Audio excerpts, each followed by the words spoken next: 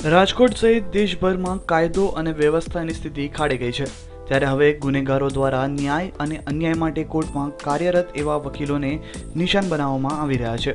તાજેતરમાં અલ્હાબાદ કોર્ટમાં આરોપી દ્વારા ફાયરિંગ કરી વકીલને મોતને ઘાટ ઉતારી દેવામાં આવ્યો હતો, જેના કારણે આજે રાજકોટમાં બાર એસોસિએશન દ્વારા હડતાલ પાડવામાં આવી હતી અને સૂત્રોચ્ચાર કરી વિરોધ દર્શાવવામાં આવ્યો હતો।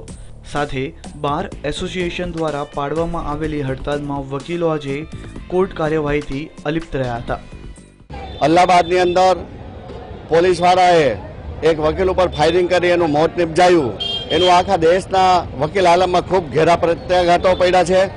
બાર કાઉન્સિલ ઓફ ઇન્ડિયાએ આની ખૂબ નોંધ લીધી છે અને બાર કાઉન્સિલ ઓફ ગુજરાત અને સહિતના દેશના તમામ બાર કાઉન્સિલોને આજ રોજ હડતાલ રાખવાનું એલાન કર્યું છે। એના અનુસંધાનમાં ગુજરાતના આખા ગુજરાતના તમામ બારે હડતાલ રાખી છે।